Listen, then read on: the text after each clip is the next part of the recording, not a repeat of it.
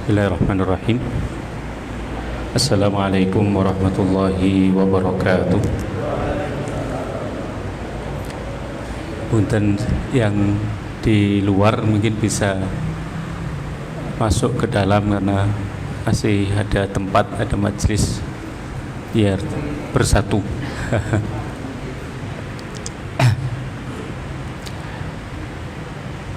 Alhamdulillahirabbil alamin.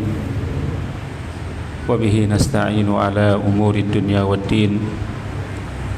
Shalatu wassalamu ala Rasulillahi wa ala alihi wa ashabihi wa man walah. Wa ba'd. Allahumma 'allimna ilman ma yanfa'una wa zidna ilman wanfa'na bima 'allamtana wa zidna ilman wa amalan ya rabbal alamin. Jamaah yang dimuliakan oleh Allah Subhanahu wa taala, mari kita mengucapkan kalimat tahmid alhamdulillah atas karunia Allah. Pada malam hari ini kita masih diberikan waktu oleh Allah untuk bisa kembali berkumpul di masjid ini. Semoga Allah Subhanahu wa taala senantiasa membimbing kita, memberikan hidayah taufik pada kita, digerakkan hati kita untuk senantiasa mencari ketaatan demi ketaatan, dan Allah muliakan kita. Allahumma amin.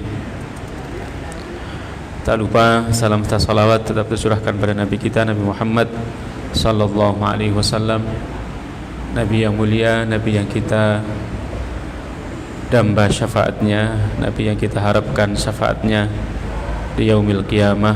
Semoga kita semua menjadi umatnya yang ditakdirkan oleh Allah untuk bertemu dengannya, bermajlis dengannya di surganya Allah.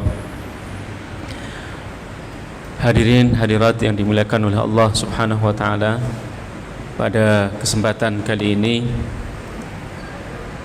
kita melanjutkan kembali dari tafsir, insyaallah masuk pada ayat yang ke-29 dan seterusnya dari surat An-Nisa. Saya akan bacakan terlebih dahulu. Bismillahirrahmanirrahim.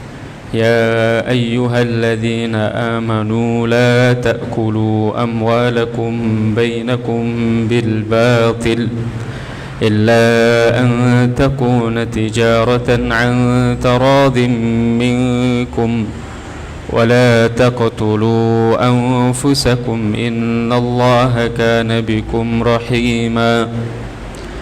ومن يفعل ذلك عدوانا وظلما فسوف نسليه نارا وكان ذلك على الله يسيرا إن تجتنبوا كبائر ما تنهون عنه نكفر عنكم سيئاتكم وندخلكم مدخلا كريما.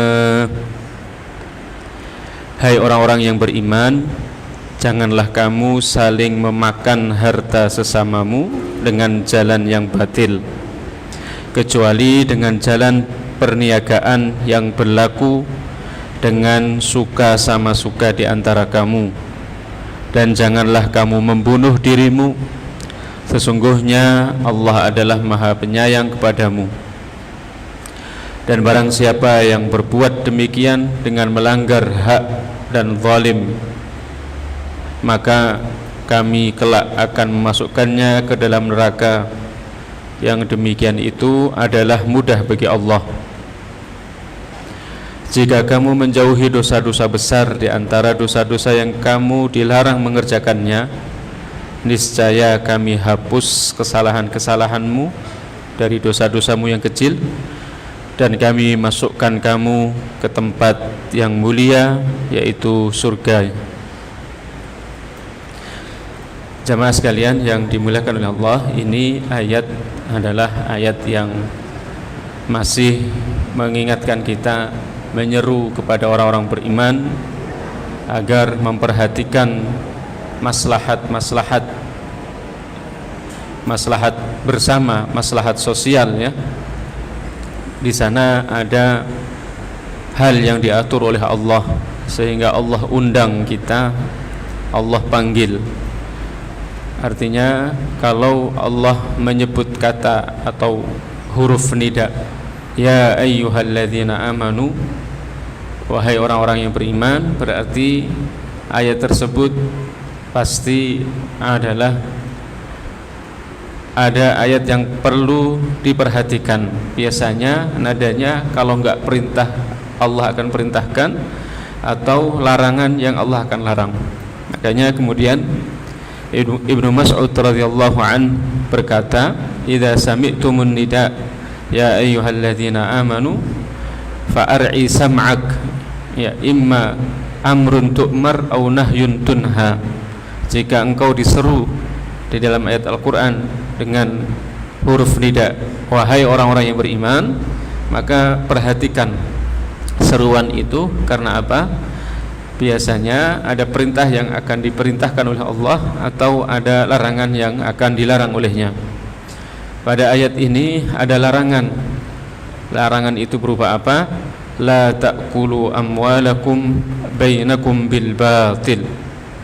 Jangan kalian memakan harta kalian dengan cara yang batil. Al-muradu bil aklil akhdh wat tabadul. Maksud makan di sini adalah transaksi. Maksud makan di sini kan ayat larangannya adalah larangan memakan harta dengan cara yang batil. Ini maksudnya bukan makan harta makna harfiah atau makna letterlek, makan harta, makan uang, tetapi maksudnya adalah transaksi dengan cara yang batil, jual beli dengan cara yang batil.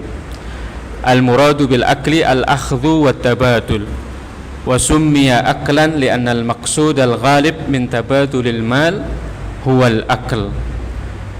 Di sini diserukan dengan kata makan. Karena apa? Karena inti dari perdagangan adanya jual beli, ya intinya untuk dapat sesuap nasi untuk makan. Begitu juga orang ya memiliki kemampuan bertukang, harta dia ada di kemampuannya itu.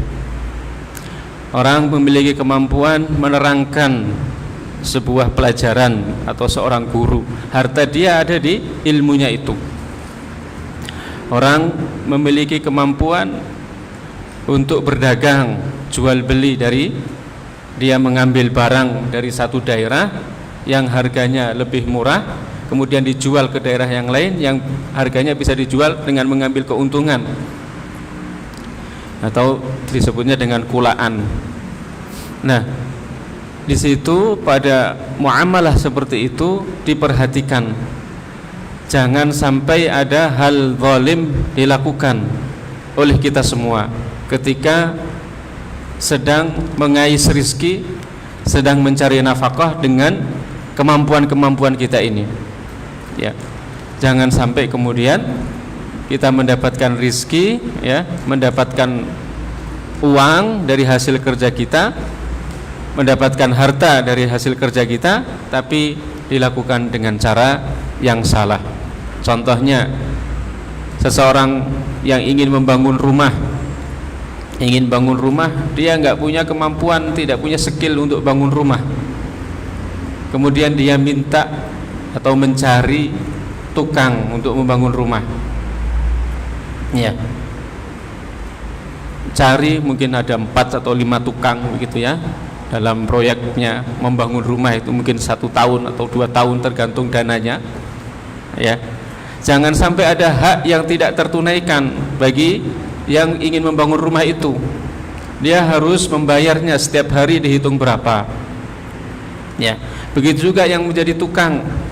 Jangan kemudian kerjanya asal sehingga ketika sudah rumahnya jadi mungkin sudah diberikan haknya, tapi ternyata ditemui rumahnya masih ada yang kurang sempurna, ada yang kurang, mungkin cara bangunnya salah dan yang lainnya. Lah ini la ta'kulu amwalakum bainakum bil batil. Seorang guru jika diminta memang profesi atau pekerjaan yang melekat pada dirinya adalah mengajarkan ilmu kepada siswa, ya, jangan kemudian tidak masuk kelas dengan tanpa alasan dan seterusnya. Nah, ini cara-cara yang batil seperti itu, ya, itu dilarang oleh Allah. Allah itu sebenarnya ingin menjaga harta yang kita miliki. Harta yang kita miliki. Termasuk diantara maqasid syariah, tujuan ada syariat, itu adalah hifdzu al-mal. Allah ingin menjaga harta, bagi hartanya orang-orang muslim itu dijaga oleh Allah. Maka dengan cara ini, salah satunya maqasid hifdzul mal ini, ada peraturan dari Allah, jangan kalian memakan harta kalian dengan cara yang batil, ya.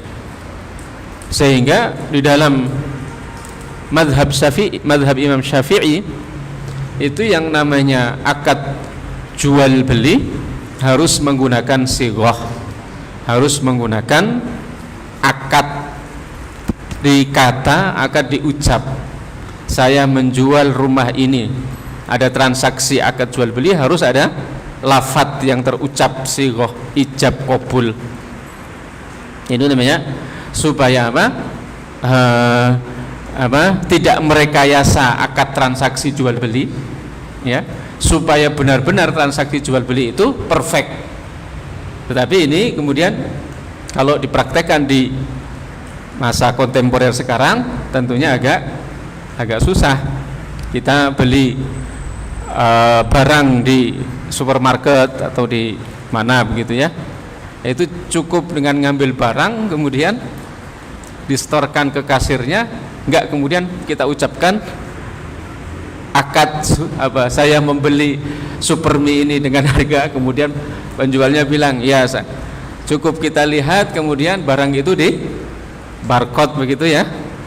Itu makanya akan susah syarat di dalam mazhab Syafi'i ini dipraktekkan.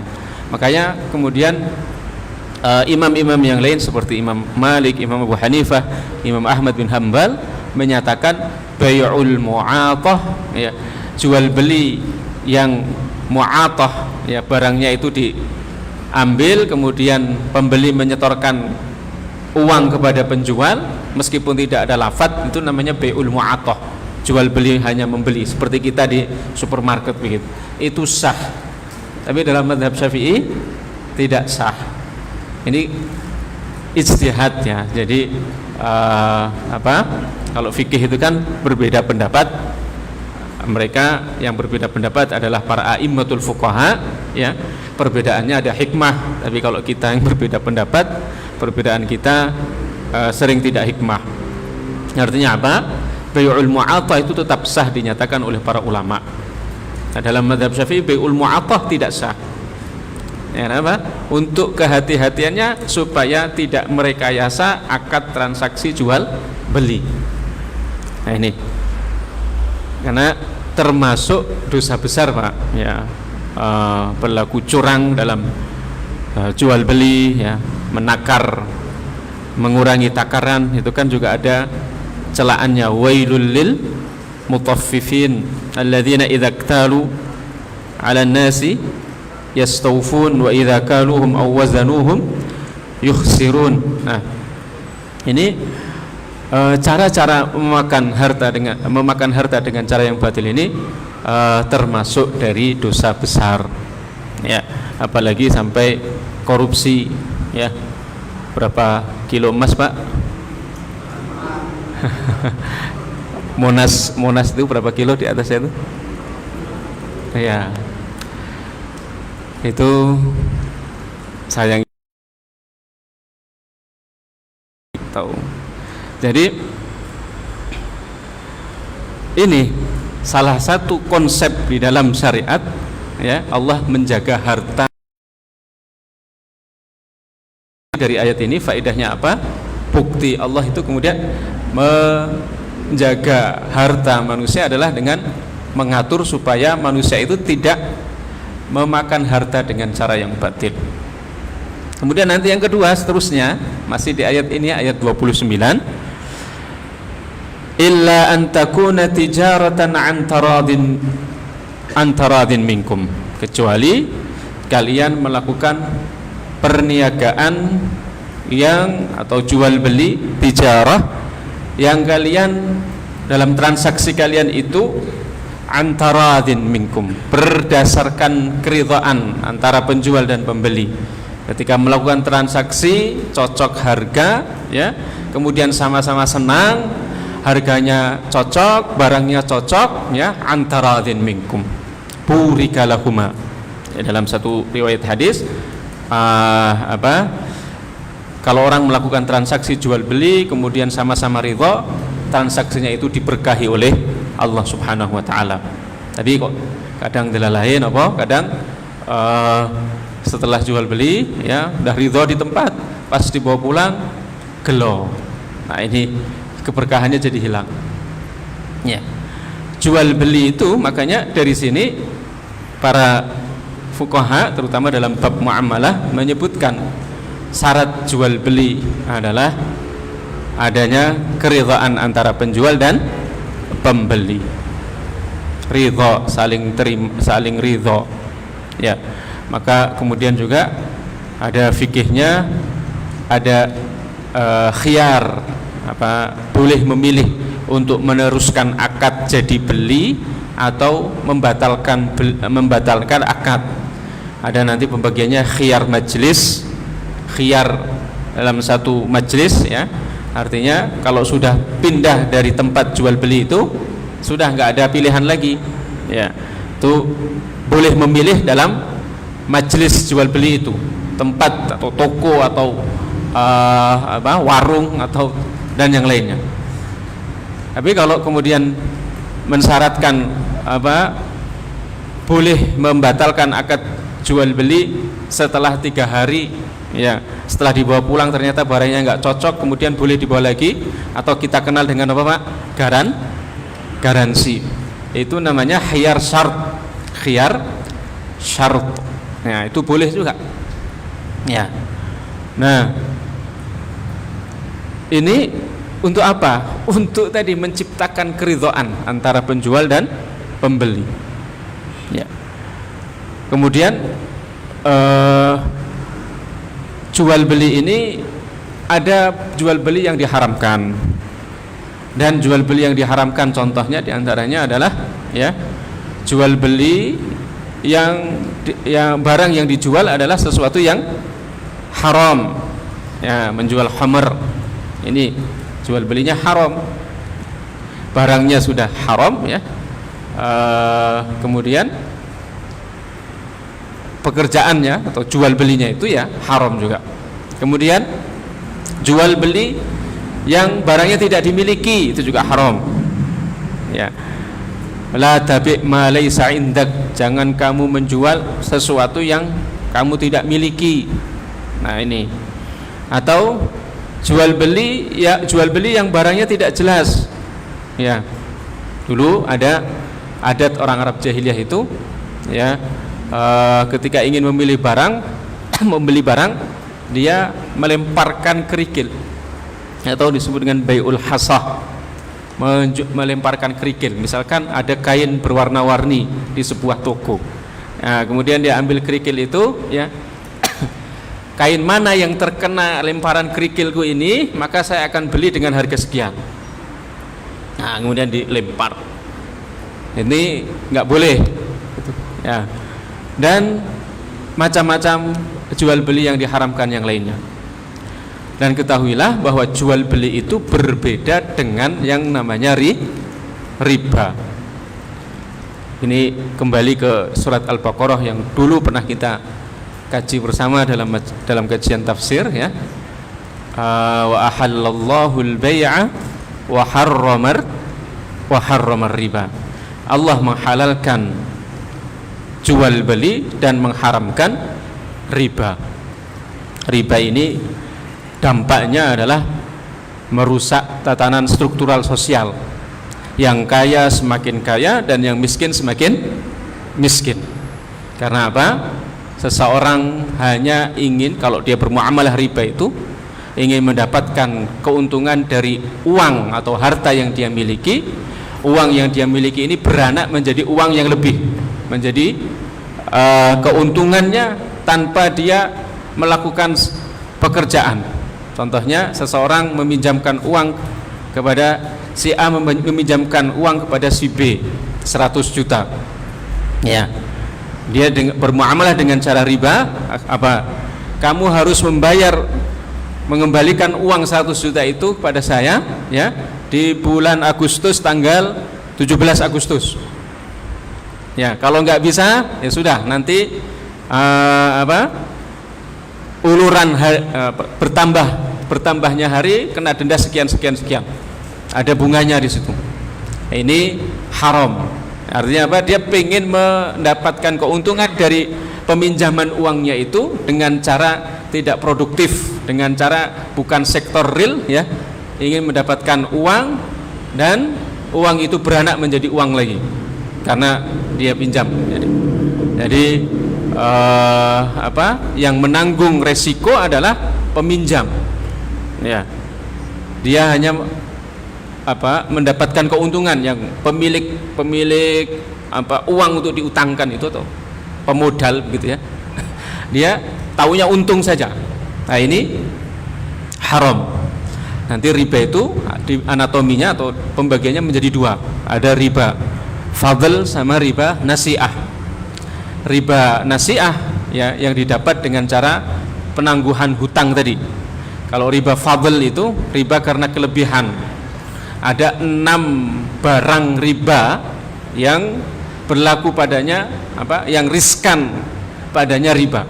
Di antaranya ada emas, kemudian perak, kemudian gandum, syair, ya, kemudian kurma, kemudian garam, ya, al-zahabu bil-zahab wal fiddatu bil fiddah wal hintatu bil hintah wasyairu bil syair, ya, wal milhu bil mihl wat tamru bit tamr. Ada 6 ini, 6 barang ribawi ini.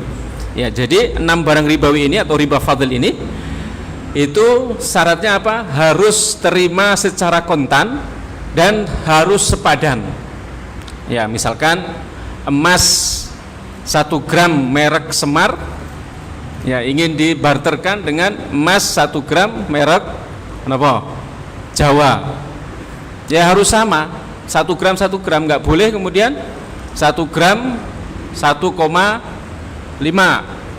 Emas Jawanya 1,5, emas Semarnya 1 gram. Nah, ini haram karena sama-sama emas.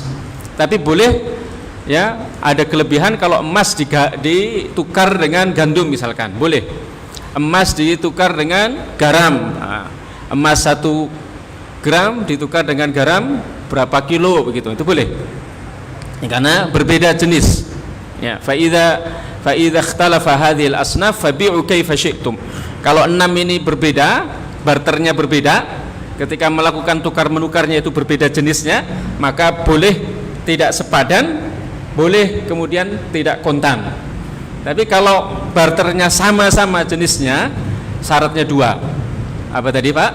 Jumlahnya sama, ya, kemudian harus dibayar kontan, tidak boleh ada penangguhan. Ini di situ 6 harta tadi riskan terjadinya riba fadl, riba kelebihan. Ya. Nah, sekarang kita merasakan dampak lesunya jual beli, ya, itu karena apa? Karena sektor realnya melemah, jual belinya melemah karena apa? Karena salah satu, wallahu ta'ala, mudah-mudahan benar dan ini harus kita yakini benar, ya. Mungkin karena, ya, sistem yang dipakai, ya, baik di skala mikro maupun makro maupun global, tidak terlepas dari yang namanya sistem apa, Pak? Riba. Sektor realnya tidak ada. Ya, menggampangkan, ya, pemilik modal, ya, tidak sharing risk, bukan risik bali gasik. Kan ada istilahnya sharing risk kali napa setunggal melih niku. Jadi resiko sama-sama ditanggung. Kalau yang kedua murni resiko itu hanya pada peminjam. Nah, ini diharamkan. Kadang yang kaya, yang punya uang, ya, dia hanya duduk-duduk saja. Ketika ada orang membutuhkan uang dia, kemudian dia pinjami, dia hanya duduk-duduk tanpa harus bekerja keras, ya, dia dapat untung. Ini yang diharamkan oleh Allah. Ini diharamkan. Nah, makanya Islam itu sebenarnya apa? Mengatur keseimbangan sosial itu, ya. Struktural sosial itu, ya, harus sama-sama ringan sama dijinjing, berat sama dipikul, ya. Jadi ketika mau berusaha, ya, pakai akad dengan mudharabah. Akad dengan mudharabah itu apa? Akad yang ketika berspekulasi ingin membuka sebuah usaha, ya, pemodal juga harus siap rugi, ya. Jangan maunya untung saja, untung ditanggung sama yang pelaku usaha. Ini. Nah, jadi ini dilarang, termasuk dilarang oleh Allah Subhanahu wa taala. Bahkan kemudian riba ini ketika seseorang melakukan atau makan harta dengan cara makan riba itu tadi, ya, itu dilaknat oleh Allah Subhanahu wa taala. Salah satu di antara perintah Allah, ya, pelaku riba itu harusnya diperangi, ya. Fa'zanu biharbin minallahi wa rasulih, ya. Orang-orang yang masih memakan harta riba, ya, itu diizinkan, ya, fa'zanu biharbin minallahi wa rasulih, ya, diperangi, diumumkan perang oleh Allah dan Rasulnya. Artinya apa? Sistem ribawi ini sangat kontradiktif dengan sistem Islam, ya. Jangan kemudian disamakan, ya, antara orang yang berjual beli dengan tadi riba tadi, nggih. Wala taqtulu anfusakum. Kemudian berikutnya wala taqtulu anfusakum innallaha kana bikum rahima. Jangan kalian membunuh jiwa-jiwa kalian. Ini adalah larangan bunuh diri. Bentuk dari maqasid syariah hifdzun nafs. Allah Subhanahu wa taala menjaga diri manusia. Kalau tadi sebelumnya menjaga harta manusia, kemudian berikutnya di ayat ini Allah menjaga diri manusia. Maka dilarang bunuh diri. Dilarang bunuh diri. Ada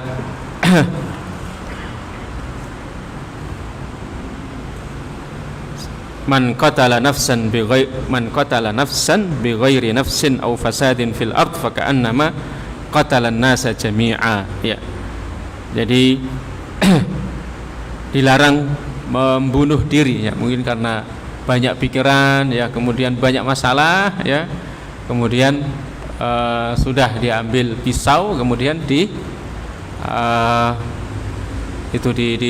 pisau urat nadi tangannya itu. Ini ada sebuah hadis nih di dalam tafsir Ibnu Katsir disebutkan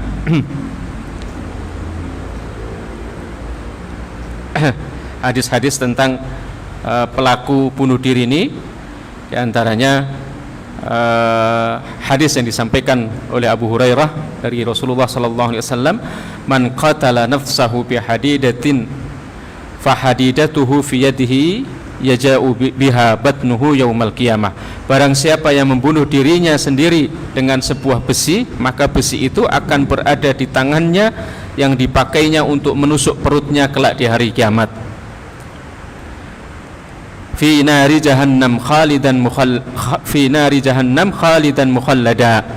Dia akan masuk ke dalam neraka jahanam dalam keadaan kekal dan selama-lamanya. Wa man qatala nafsahu bisummin fasummuhu fi yadihi yatahassahu fi nari jahannam khalidan mukhalladan fiha abada. Dan barang siapa yang membunuh dirinya dengan racun, maka racun itu berada di tangannya untuk ia teguki di dalam neraka jahanam dan dalam keadaan kekal di dalamnya untuk selama-lamanya. Nah ini, man qatala nafsahu bi syai'in 'udziba bihi yaumal qiyamah. Barang siapa yang membunuh dirinya dengan sesuatu, maka kelak pada hari kiamat dia akan diazab dengan sesuatu itu. Nah ini di antara hadis-hadis riwayat tentang laknat bagi pelaku bunuh diri. Kemudian Rasulullah SAW juga bersabda, kana rajulun mimman kana qablakum kana bihi jurhun fa akhadha sikinan nahara biha yadahu fama raqa'ad damu hatta mata. Qala Allahu azza wa jalla, abdi badaroni binafsihi haramtu alaihi al-jannah. Dahulu ada seseorang laki-laki dari kalangan umat sebelum kalian, maksudnya laki-laki ini umat sebelum umatnya Nabi Muhammad atau umat sebelum Nabi Muhammad diutus. Dia terluka, lalu ia mengambil sebuah pisau dan memotong urat nadi tangannya, lalu darahnya terus mengalir hingga ia mati. Allah Subhanahu wa taala kemudian berfirman, Allah Azza wa Jalla yaqul, abdi badarani bi nafsihi haramtu alaihi jannah. Hambaku mendahului izinku terhadap dirinya, aku haramkan surga atas dirinya. Jadi bunuh diri itu hukumnya haram mutlak ya, termasuk dosa besar ya, bahkan bisa mengekalkan pelakunya di dalam neraka. Kalau Buya Hamka menyebutkan dalam tafsirnya, tafsir Al-Azhar ya, ini orang sudah banyak masalah dalam dirinya, kemudian memilih mati dengan cara yang salah dan meninggalkan permasalahan. jadi menanggung masalah, akhirnya keluarganya, ahli warisnya kan menanggung masalah. Ini masalahnya apa? Dan matinya dalam keadaan tidak baik. Mohon maaf, matinya tidak mulia ya. Malah memberikan masalah yang baru. Jadi haram, hukumnya haram. Berarti Allah ingin menjaga diri manusia itu. Sama membunuh orang lain lebih diharamkan lagi. Membunuh dirinya saja diharamkan, membunuh orang lain tanpa sebab ya juga maksudnya membunuh orang lain itu hukumnya haram.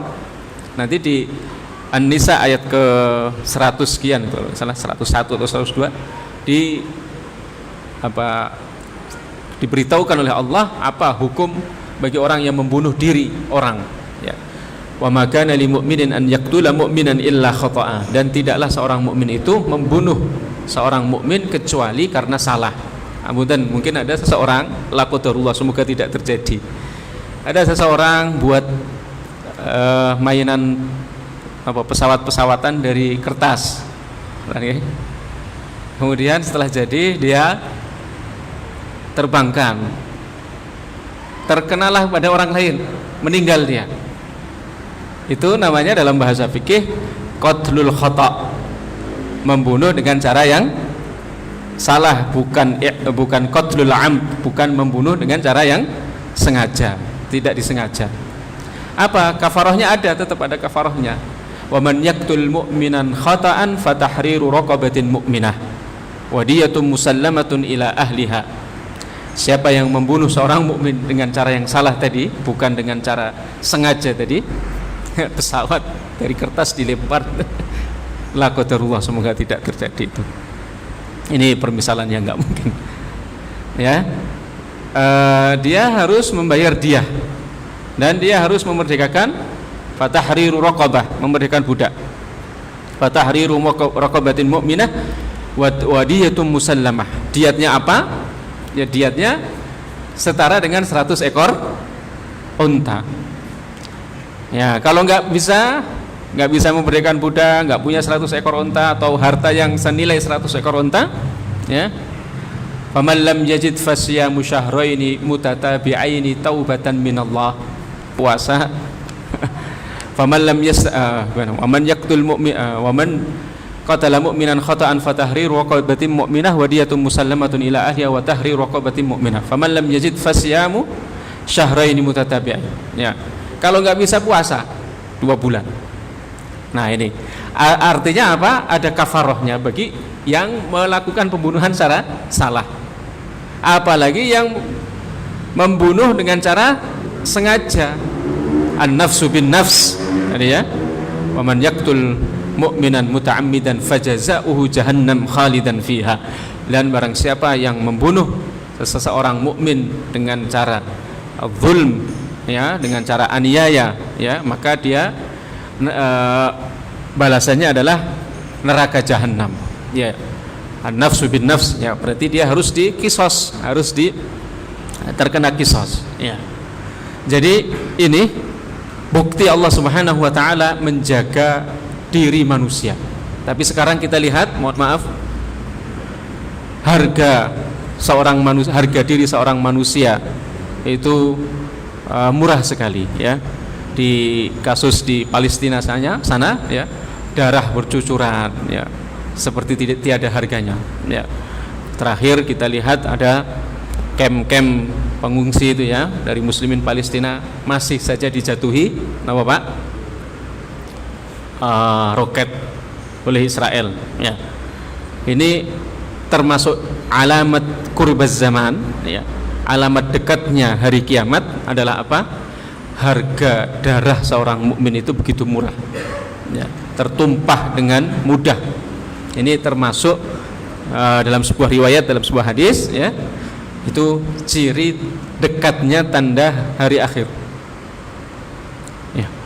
Maka Allah sampai bersumpah, la zawalud dunya wa ma fiha ahwan, ya, hilangnya dunia dan apa yang ada di dalam dunia itu lebih ringan daripada hilangnya nyawa seorang muslim. Masya Allah, ya. Tapi kita doakan, ya, ketika mereka dianiaya, dijajah seperti itu, justru satu sisi mereka dipuji oleh Rasulullah SAW. Kalau kalian ingin melihat keteguhan iman di akhir zaman, lihatlah imannya penduduk Syam, Palestina, Suriah, ya. Kita ini pernah dijajah, kita Indonesia pernah dijajah dan la qadarullah, dan nggak pengen dijajah lagi, ya. Tapi kita lihat ujian iman kita tidak seberapa dengan ujian iman saudara-saudara muslim kita yang ada di Palestina. Hampir 1 abad, Pak, itu Israel menjajah kaum muslimin Palestina. Hampir 1 abad, atau mungkin sudah 1 abad, wallahu alam, ya, kayaknya sudah, ya. Kita tidak henti-henti, kita mendoakan terus dalam ibadah kita, dalam salat kita, setelah salat kita, dalam qiyamul lail kita, mendoakan agar Allah Subhanahu wa taala berikan ketabahan, ya, berikan kemuliaan bagi saudara-saudara muslim kita. Mereka justru dengan dijajah semakin kokoh imannya, ya. Karena apa? Ketika syahid, ketika meninggal, balasannya luar biasa. Ruh-ruh mereka itu terbang, ya, dibawa oleh burung-burung surga, ya, menuju ke surganya Allah Subhanahu wa taala. La tahsabanna alladhina qutilu fi sabilillahi amwat bal ahya inda rabbihim yurzaqun. Jangan kalian kira orang-orang yang meninggal di jalan Allah, ya, mujahid di jalan Allah itu ketika mati, ya, mereka itu mati, bukan, mereka itu hidup. Bahkan mereka itu mendapatkan rizki di sisi Allah, ya, mendapatkan rizki di sisi Rabbnya, di sisi Allah Subhanahu wa ta'ala. Bahkan Allah membeli. Nah, ini ada transaksi antara Allah dengan para mujahid itu, ya, terutama saudara-saudara muslim kita itu, mereka dibeli oleh Allah bukan dengan uang. Allah membeli mereka dengan surga. Innallaha ashtara minal mu'minina anfusahum wa amwalahum bi anna lahumul jannah yuqatiluna fi sabilillahi fayaqtuluna wa yuqtalun. Sesungguhnya Allah membeli mereka itu, para mujahid di jalan Allah itu. Mereka berperang dan diperangi, ya, terbunuh, ya. Mereka dibeli oleh Allah dengan apa? Dengan surganya. Yuqatiluna fi sabilillahi fayaqtuluna wa yuqtalun. Artinya Allah membeli diri mereka dengan surga. Jadi sebenarnya, Pak,